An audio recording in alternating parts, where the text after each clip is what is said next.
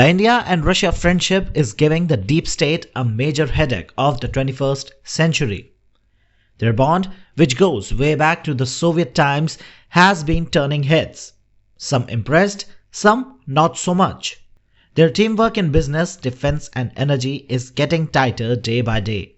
And India's Modi is playing a bold game now, pretty much copying Putin and Trump's playbook of directly calling out the US's deep state. And so you can bet the shadow power players aren't ready to digest this maneuver. Remember when it was all about India dealing with the Khalistani troublemakers? Well, things have shifted now. Now Khalistan is stepping up its game, targeting Russia too. And we all know there is more to this story than meets the eye.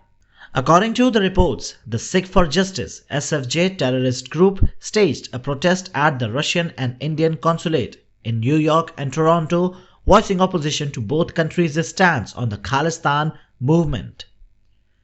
Gurpatwant Singh Pannu, the group's leader and a well-known CIA agent, claims that Russia has begun to provide India the intelligence on Khalistani terror activities.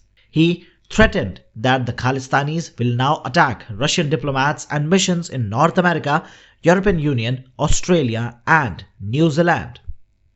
He also claimed that the Indian ambassador to the US, Vinay Mohan Kwatra, has been tasked with coordinating with the Russian diplomats and consulates in Northern America. He also stated that the Russian intelligence agencies have begun sharing information and logistics with the Modi's regime regarding the pro-Khalistan Sikh activism in North America and the EU.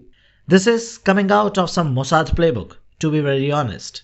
This all drama by the Khalistani separatists outside the Russian and Indian consulates come in the wake of Hardeep Singh Nijjar's assassination in Canada, a controversial incident that Canada called a murder of the hired plot that India flatly denies.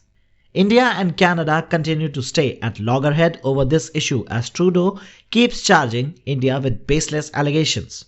Interestingly, the Canadian Prime Minister has already admitted during a public inquiry that he has no concrete proof about Nijjar's killing, which effectively also validated India's position. But the idiots at the SFJ continue to blame India for the death of their blue-eyed boy Nijjar. The Sikh for Justice is now staging protest at the Russian consulates. That is actually first time ever. This move is something new and quite an odd one out. Never before these Khalistani terrorists have directly targeted Russia, making the protest a bizarre and unexpected performance outside the diplomatic premises. The timing of this Khalistani protest is also strategic. It comes just days after Russia and India signed a landmark 10-year oil agreement that effectively nullifies the existing Western sanctions. Moreover, this also follows India's recent bold public criticism of George Soros, a prominent and a very known agent of the deep state. These two developments are very critical for the India-Russia relation and their future altogether.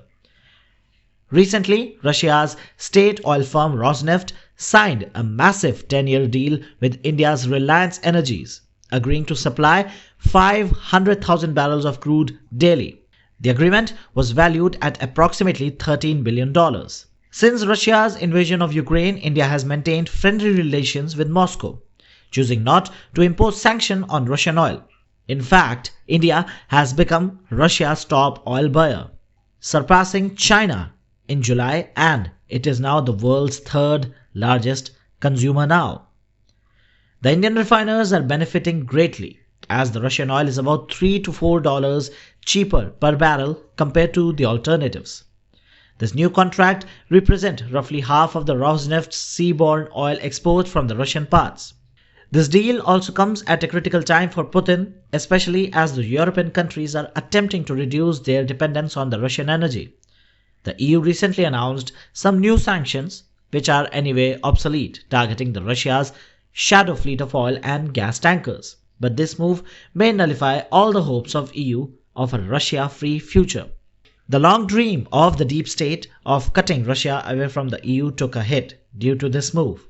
And to add insult to the injury, India has also started to openly challenge deep state for the first time in a while. Indian cabinet minister and a close associate of Prime Minister Narendra Modi, Kiran Rijiju, recently accused George Soros, a known deep state agent, of aligning with Congress, threatening the national interest. The BJP had alleged that Sonia Gandhi, through her role in the Forum of Diplomatic Leaders in Asia Pacific, is connected to the organization funded by the George Soros Foundation, a foundation known for historically creating troubles. The party claims that this organization has supported the idea of Kashmir as an independent nation. The Congress Party of India has been long criticized by the alleged connection with Soros and CIA-linked figures like Muhammad Yunus, supposedly aimed at damaging India's global image. With Modi and BJP now openly challenging the deep state agents, a sudden protest against the Russia-India alliance has emerged. Here are we so idiot that we overlook this broader geopolitical chess game that is being played out? The protest appears to be less about Khalistan and more about sending a calculated message. A message in response to the deepening India-Russia partnership. This is also a well-known fact that CIA has Pannun planted as a Khalistani agent.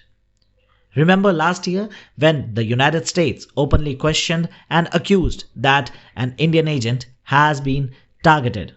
An Indian agent was charged for plotting to kill Pannun.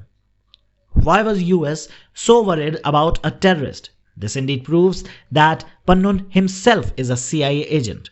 And all this is just a move to challenge the deepening India-Russia partnership and their open defiance of the new world order that has been ruled by the US for almost a century now, but not anymore.